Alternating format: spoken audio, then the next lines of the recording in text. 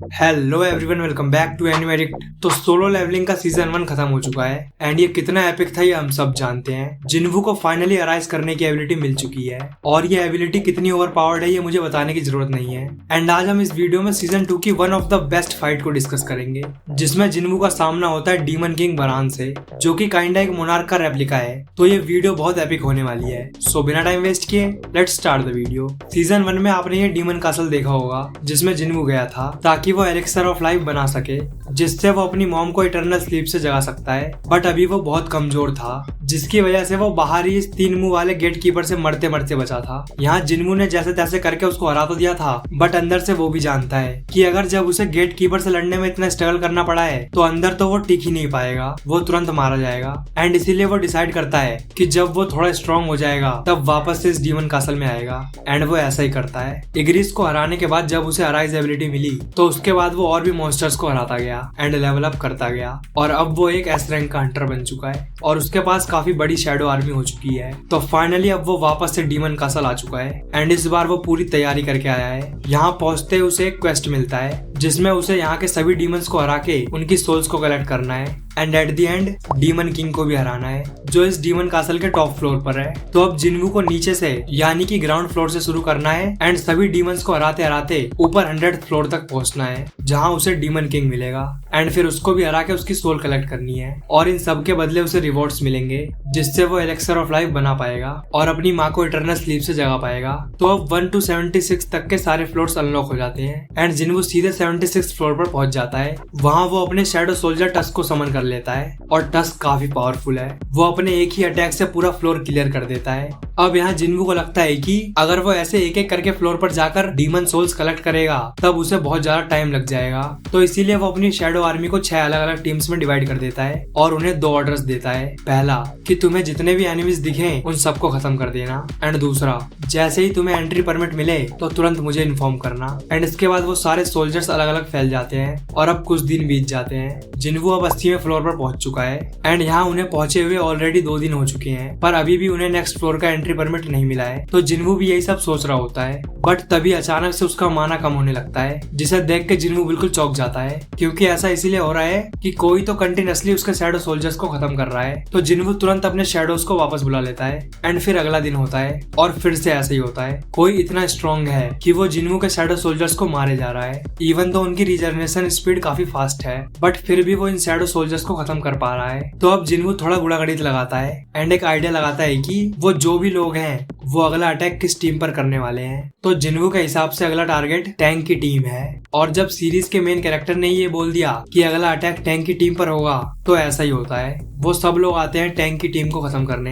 And जिन्वू वहीं पीछे छुपकर सब कुछ ऑब्जर्व कर रहा होता है एंड वो सारे नाइट्स बहुत ही इजीली जिन्वू के शैडो सोल्जर्स को खत्म कर देते हैं। तो फाइनली जिन्वू डिसाइड करता है कि वो खुद उनसे लड़ेगा एंड वो उस नाइट के सामने आ जाता है। तो वो नाइट तुरंत जिन्वू पर टूट पड़ता है, बट हम सबको पता है कि आगे क्या होने वाला है। यहाँ जिन्वू एक ही किक में उस डीमन नाइट को खत्म कर देता है और तुरंत बाकी के दोनों नाइट्स के पास जाकर उन्हें अपने डैगर से खत्म कर देता है एंड फाइनली उनके लीडर के पास पहुंच जाता है। यहाँ वो जिन्वू पे अटैक तो करता है, बट जिन्वू बहुत ही इजीली उसे डॉज कर लेता है एंड तुरंत उसकी तलवार काट देता है और उसकी गर्दन पकड़ के उसे खत्म करने ही वाला होता है, बट तभी वो हार मान लेता है और ये सुन के जिन्वू रुक जाता है। यहाँ उसकी वॉइस सुन के जिन्वू को पता चलता है कि ये एक लड़की की आवाज है और वो तुरंत जिन्वू से माफी मांगने लगती है कि प्लीज मुझे छोड़ दो, यहाँ तुम अचानक से सारे डीमंस को खत्म करने लगे थे तो इसीलिए हमने भी तुम्हारी आर्मी को खत्म करना शुरू कर दिया था।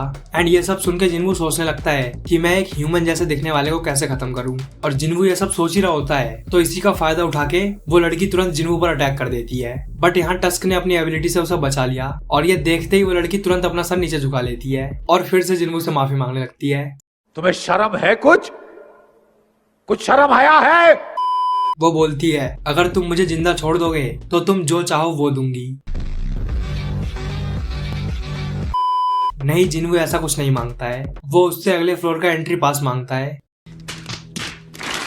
तो वो बोलती है कि एंट्री पास हमारी क्लैन प्रोटेक्ट कर रही है और अगर तुम मुझे मेरे घर सही सलामत ले गए तो मैं तुम्हें एंट्री पास दिलवा सकती हूँ। एंड मुझे और भी हायर फ्लोर्स के एंट्री पासेस के बारे में पता है कि वो कहाँ पर है, तो मैं तुम्हें वो भी बता दूंगी। और इतनी अच्छी डील सुनकर जिन्वू तुरंत मान जाता है और उसके साथ जाने के लिए रेडी हो जाता है। यहाँ जिन्वू उससे पूछता है कि आखिर तुम लोग हो कौन, तो वो बोलती है मैं हूँ ईजिल, राडिर क्लैन की एल्डेस्ट डॉटर। बट यहाँ जिन्वू उसकी क्लैन के बारे में नहीं पूछ रहा था, वो उससे सिस्टम के बारे में पूछ रहा था कि आखिर ये सब कैसे हो रहा है, उसे ये एबिलिटी क्यों मिली है। यहाँ जिन्वू बोलता है कि क्या तुम्हें भी इंसानों को मारने की वॉइस सुनाई देती है, तो ईजिल बोलती है हाँ वॉइस तो सुनाई देती है बट किसी को मारने की नहीं, इस जगह को प्रोटेक्ट करने की। आगे जिन्वू पूछता है कि तुम्हें ये आवाजें कब से सुनाई दे रही हैं, तो वो बोलती है जब से हमने यहाँ अपनी आंखें खोली हैं। यहाँ से पहले हम डीमन वर्ल्ड में रहते थे। तो जिन्वू पूछता है कि तुम लोग डीमन वर्ल्ड में क्या करते थे, तो वो बोलती है हम वॉर की तैयारी कर रहे थे। और उसके इतना बोलते ही वो ग्लिच होने लगती है एंड वो चक्कर खा के गिर जाती है। तो जिन्वू तुरंत उसे पकड़ लेता है और वो समझ जाता है कि सिस्टम ये सब कर रहा है ताकि उसे ज्यादा कुछ पता ना चले।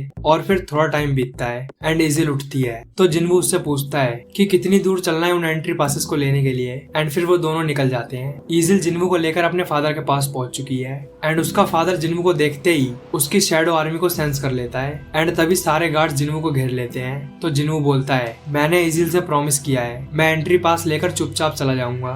तो ईजिल का फादर बोलता है क्या बस तुम्हें एंट्री पास चाहिए, जिसपे जिन्वू बोलता है हाँ एक और चीज, मैं थोड़े टाइम के लिए ईजिल को अपने साथ ले जा रहा हूँ। अब ऐसा इसीलिए क्योंकि ईजिल को बाकी के एंट्री पासेस की लोकेशन भी पता है। तो इस पे ईजिल का फादर मान जाता है और फिर वो डिनर करने चले जाते हैं। उसका फादर जिन्वू से बोलता है कि मेरी बेटी को एक खरोच भी नहीं आनी चाहिए। तो जिन्वू बोलता है हाँ हाँ बिल्कुल ऐसा ही होगा। और फिर उसे एंट्री पास मिल जाता है एंड वो ईजिल के साथ निकल जाता है। और फिर क्या, जिन्वू उस पूरे फ्लोर को क्लियर कर देता है। यहाँ उसके साथ साथ इग्रिस और टैंक का भी लेवल अप हो जाता है और अब जिन्वू 87 लेवल रीच कर चुका है। तो ऐसे ही सबको मारते मारते अब वो 100th फ्लोर पर एंटर करते हैं एंड अब जिन्वू का लेवल 93 हो चुका है। यहाँ पहुंचते ही उन्हें ऊपर से कोई ड्रैगन पर सवार होकर आता हुआ दिखाई देता है and it's none other than demon king Baran. यहाँ जिन्वू उसके ऑरा को सेंस करते ही शॉक्ड हो जाता है कि क्या वो इसे हरा भी पाएगा। बट तभी डीमन किंग समन करता है अपनी हेल्थ आर्मी को एंड उसके सारे सोल्जर्स जिन्वू पर अटैक करने के लिए उसकी तरफ बढ़ने लगते हैं। बट तभी जिन्वू मोनार्क ऑफ डोमेन एक्टिवेट करके अपनी शैडो आर्मी समन कर लेता है एंड वो आते ही बरान के सोल्जर्स पर टूट पड़ते हैं। यहाँ इग्रिस, टस्क, टैंक सभी अपनी पावर्स का यूज करके बरान के सोल्जर्स को मारना शुरू कर देते हैं एंड ये देख के डीमन किंग एक बहुत ही भयानक लाइटनिंग अटैक कर देता है जिससे जिन्वू के काफी सारे सोल्जर्स खत्म हो जाते हैं। बट यहाँ जिन्वू ने अपने केप से खुद को और ईजिल को कवर कर लिया था जिससे वो दोनों बच जाते हैं एंड जिन्वू तुरंत डैश एक्टिवेट करके सीधे बरान पर अटैक करने पहुंच जाता है। बट यहाँ बरान काफी पावरफुल है, वो अपनी तलवार से जिन्वू को नीचे फेंक देता है एंड तुरंत उस पर अपनी लाइटनिंग से अटैक कर देता है। बट जिन्वू तुरंत डॉज करके भागने लगता है और वो लाइटनिंग जिन्वू से टकराने ही वाली होती है। बट तभी टस्क अपने फायर ब्रिज से उसकी लाइटनिंग को चीरता हुआ सीधे बरान के ड्रैगन को लग जाता है जिससे वो ड्रैगन के साथ नीचे गिर जाता है। और फाइनली अब जिन्वू और डीमन किंग आमने सामने आ चुके हैं। बरान तुरंत अपनी लाइटनिंग ब्रिज से जिन्वू पर अटैक कर देता है बट यहाँ टस्क जिन्वू को बचा लेता है और तभी आयरन भी उस पर अटैक कर देता है बट यहाँ बरान उसे भी साइड कर देता है एंड अब इग्रिस उस पर कूद पड़ता है। बट बरान काफी स्ट्रॉन्ग है, वो इग्रिस पर भी अपने लाइटनिंग ब्रिज से अटैक कर देता है और इसी बीच जिन्वू भी उस पर अटैक करने चला जाता है। पर बरान तुरंत उसके अटैक को ब्लॉक करके जिन्वू का सर पकड़ के उठा लेता है और उस पर अपनी तलवार से अटैक कर देता है। लेकिन यहाँ जिन्वू अपनी शैडो में से एक स्वॉर्ड निकाल के उसके अटैक को ब्लॉक कर लेता है और अपने डैगर से उस पर अटैक कर देता है जिससे डीमन किंग काफी ज्यादा गुस्सा हो जाता है एंड फिर वो भी अपने डैगर समन कर लेता है। यहाँ सामने से जिन्वू भी बिल्कुल रेडी है और फिर क्या, दोनों एक दूसरे पर टूट पड़ते हैं। यहाँ वो दोनों एक दूसरे पर अपने डैगर से अटैक करना शुरू कर देते हैं। बरान फिर से अपने लाइटनिंग ब्रिज से अटैक कर देता है जिससे जिन्वू के दोनों डैगर्स काफी दूर फेंका जाते हैं और अब जिन्वू के पास कोई रास्ता नहीं है। बरान अपने डैगर से जिन्वू पर अटैक करने वाला होता है लेकिन यहाँ जिन्वू उसे अपने बेयर हैंड से पकड़ लेता है। तो डीमन किंग फिर से लाइटनिंग ब्रिज से अटैक करने वाला होता है और इस बार जिन्वू उसके इतना क्लोज है कि वो बच नहीं सकता है। बट तभी साइड से ईजिल उस पर एक स्टिक फेंक के मारती है जिससे बरान डिस्ट्रैक्ट हो जाता है एंड इसी मौके का फायदा उठा के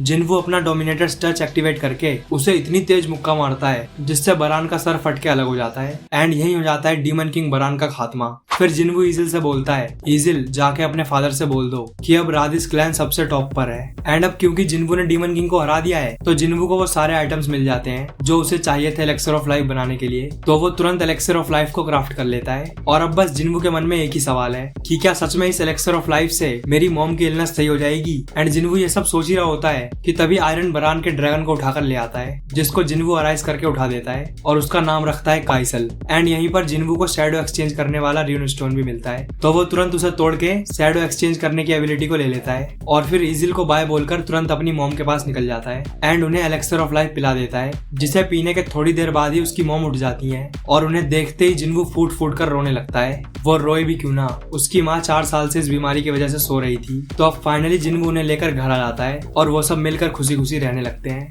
एंड ऐसे होता है जिन्वू वर्सेस डीमन किंग का दी एंड। तो बस इस वीडियो को यहीं पर रैप अप करते हैं। आई होप कि आपको ये वीडियो पसंद आई होगी और अगर आपको ये वीडियो अच्छी लगी तो वीडियो को लाइक जरूर करें। और अगर आपको इसके आगे की स्टोरी जाननी है जहाँ जिन्वू जेजू आइलैंड पर एंड किंग का सामना करेगा तो मेरी इस वाली वीडियो को जरूर चेकआउट करें। एंड ऐसी और भी एनिमेटेड वीडियोस के लिए चैनल को सब्सक्राइब जरूर करें। So thanks for watching this video. मिलते हैं नेक्स्ट वीडियो में।